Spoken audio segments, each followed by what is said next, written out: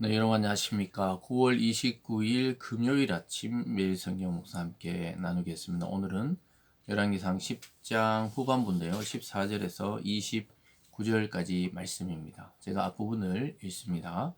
솔로몬의 새 입의 금 무게가 금 666달란트요. 그 외에도 상인들과 무역하는 객상과 아라비아 모든 왕들과 나라의 고관들에게 가져온지라. 솔로몬 왕이 쳐서 느린 금으로 큰 방패 200개를 만들었으니 네 방패의 등금이 600세겔이며 또 쳐서 느린 금으로 작은 방패 300개를 만들었으니 매 방패의 등금이 3만에라. 왕이 이것들을 레바논 나무궁에 두었더라. 아멘. 오늘 본문의 내용을 중심으로 영광의 정점에서라는 제목으로 말씀을 증거하겠습니다. 오늘 말씀은 솔로몬 시대가 얼마나 평화와 번영의 시대였는지를 아주 잘 보여주는 마지막 부분입니다. 최고의 영화와 최고의 번영을 누리는 솔로몬 자신도 세계적으로 이름을 떨치고 또 그의 영화와 부귀가 크게 달하였음을 보여주는 장면들입니다. 제가 조금 전에 읽어드린 것도 그 세입금의 금의 무게가 666달란트, 또 그리고 큰 방패를 금으로 만들고 작은 방패도 300개나 만들어서 모든 것에 금으로 입혔다고 이야기합니다. 그래서 은은 너무 흔해서 길에 밟힐 정도고 금은 너무나 많아서 이렇게 방패가 이 금으로 만든다는 것은 전쟁용이라보다는 장식용에 가깝지요. 그래서 그 방패를 금으로 만들 정도로 이 부귀 영화를 누리는 때인데요. 한마디로 최고의 자리에 이르고 최고의 영화로운 자리에 이르렀다는 것을 보여주고 있습니다. 그런데 이것이 하나의 올무가 되어서 점점 내리막길을 걷는 솔로몬의 통치 후반기를 겪게 되고 결국 노년기에는 우상숭배에 빠져들고 결국은 그의 아들의 시대에 나라가 갈려지는 단초가 됩니다. 그래서 우리는 그 번영과 축복 속에 들어있는 인간의 교만과 또 우리 자신 스스로의 그 마음에 독이 들어있다는 사실을 깊이 인식하지 못하면 그 축복에 빠져 허우적대다가 그 축복을 주신 하나님을 놓치는 경우가 너무너무 많이 있습니다. 그래서 하나님은 때로는 그런 영화를 다 잃게 하셔서 고난에 빠뜨려서 하나님을 잊어버리지 않도록 조치를 취하는 경우도 있습니다. 그런데 다윗도 모든 전쟁에서 승리했지만 그는 결국 하나님이 이스라엘의 통치자요 왕이라는 신앙을 가지고 있었습니다. 그런데 솔로몬의 이 신앙은 축복으로 드러나는 것에 집중하다가 보니까 점점 속으로는 하나님과 멀어지고 신앙이 썩어 들어가는 것을 놓치고 있는 것이죠. 그래서 우리 굳이 따지자면 이 다윗처럼 다윗식 신앙이 있다면 솔로몬식 신앙이 있어요. 둘 다 하나님을 섬겨요. 다윗은 철저하게 자기는 목동이고 이름 없는 소년에서 하나님이 이스라엘의 주권자로 하나님이 세우셨다는 인식을 끝까지 놓치지 않았고 그 나라를 물려받았던 솔로몬은 그러한 인식이 아주 약했다는 것을 보게 됩니다. 그래서 이 사람이 큰 영화와 부귀를 누릴 때 거기에 어둠의 그림자가 드리워져 있다는 사실을 우리는 깨달을 필요가 있습니다. 이것을 통해 우리가 알 수 있는 것은 하나님이 우리에게 축복을 주시는 것을 주저하시는 분이 아니에요.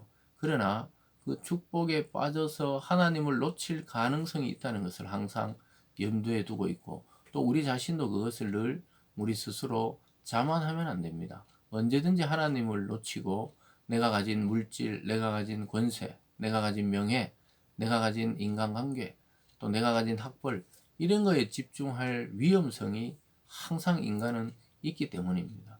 오늘 이 말씀을 통해 다시 우리의 마음속 깊은 곳을 점검하고 하나님만이 나의 유일하신 주권자요 나를 높이기도 하고 낮추기도 하시고 부하게도 하시고 가난하게도 하시며 또 아프게도 하시고 치유해 주시기도 하시는 그런 하나님임을 분명하게 오늘 마음에 새기는 날이 되기를 바랍니다. 18절에도 보면요. 왕이 또 상아로 큰 보좌를 만들고 정금으로 입혔다. 그 코끼리의 그 상아를 통해서 큰 보좌를 만들고 정금을 또 입혔다는 것이요. 그 보좌에 앉아서 참 화려하고 또 대단히 어떻게 보면 요즘 말로 하면은 이 사치에 빠져 있는 모습을 또한 보게 됩니다.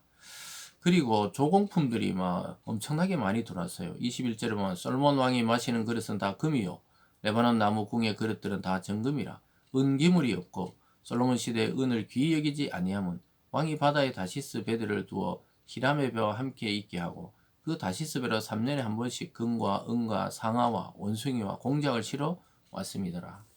3년에 한 번씩 어마어마한 금을 싣고 은을 싣고 오기 때문에 은을 귀한 것으로 여기지 않았다는 거예요. 그만큼 금이 흔했다는 것은 그 당시 최고의 나라, 최고의 권위를 나타내는 것이었습니다. 조공을 막 바치는 거예요. 그리고 솔로몬도 금그릇 외에는 자기가 뭐 써본 적이 없는 거예요.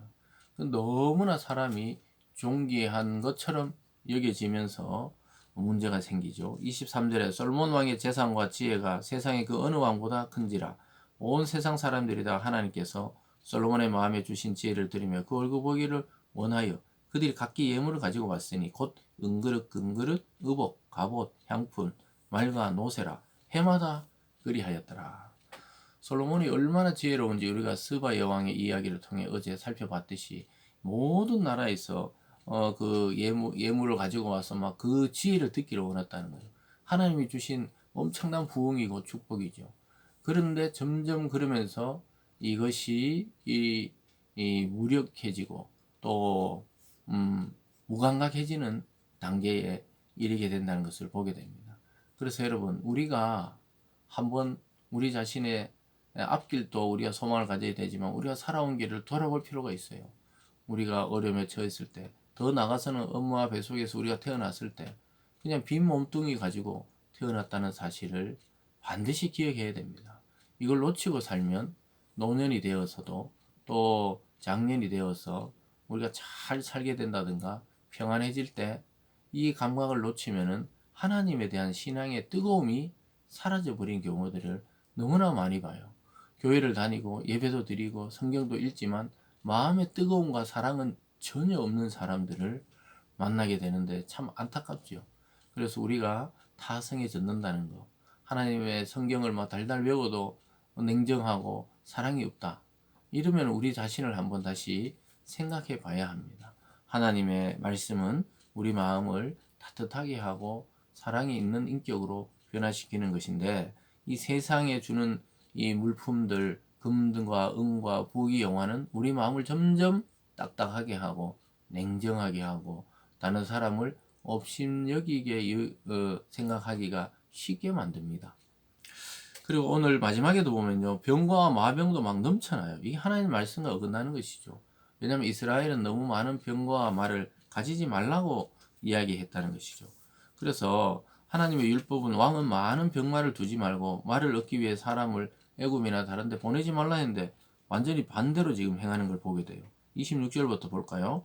솔로몬이 병과 마병을 모으며 병거가 1400대요 마병이 12000명이라 병거 성에도 두고 예루살렘 왕에도 두었고 왕이 예루살렘에서 은을 돌같이 은하게 하고 백향목을 평지에 뽕나무같이 많게 하였더라.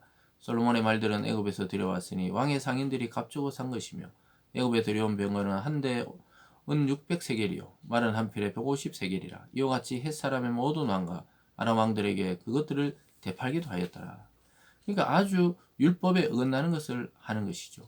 왜냐하면은 말을 많이 두지 말고 또 애굽에서 말을 들여오지 말고 근데 오늘 애굽에서 말을 들여다가 또 어떨 때는 주위의 그 아람과 헷 사람 왕들에게 또 되팔기도 하고 이 무역을 하고 있는 거예요. 하나님의 율법은 마병을 너무 많이 두지 말고 또 군사를 많이 두지 말고 아내도 많이 두지 말고 이렇게 한 이유가 뭡니까? 하나님을 의지하고 하나님께 사랑을 드리라는 것이죠. 그리고 하나님이 지켜주신다고 약속했던 땅이기 때문에 너무 많은 그 사람의 방식으로 나라를 지키려고 하지 말라고 그랬는데 점점점 이 부자가 되면서 솔로몬은 이러한 무역에도 아주 머리가 뛰어나니까 여기서도 이윤을 남기고 그랬던가 봅니다. 근데 이것이 치명적으로 결국은 이 독이 들어오는 통로가 돼요.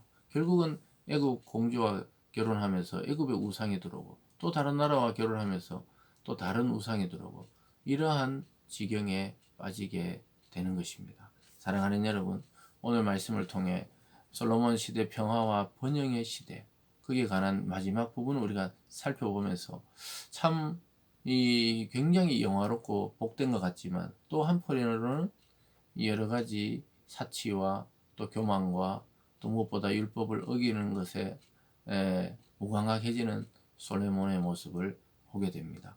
우리들도 우리의 신앙을 오늘 점검하시고 하나님이 복을 부어줄 때 주의해야 됩니다. 영광의 정점에서 다시 한번 모든 것은 아무것도 아니고 하나님만이 참된 나의 주님이시라는 고백이 있는 우리들이 되기를 바랍니다. 기도하겠습니다. 사랑의 하나님 아버지, 이 아침의 말씀을 통해 우리가 이 바쁜 와중에도 이 말씀을 잘 묵상하게 도와주시고 오늘 이 말씀은 축복을 주신 하나님을 놓쳐버린 솔로몬의 모습을 보게 됩니다. 하나님은 축복을 주시지만 그 축복에 빠져서 그것을 주신 하나님을 잊어버리지 말라고 누누이 당부했습니다. 하나님 우리 성도들에게 이러한 신앙의 마음을 주시고 끝까지 겸손하게 하나님만 쳐다보는 참된 신앙인, 참된 주님의 사람들 되게 하여 주시옵소서. 감사드리며 예수님 이름으로 기도드리옵나이다. 아멘.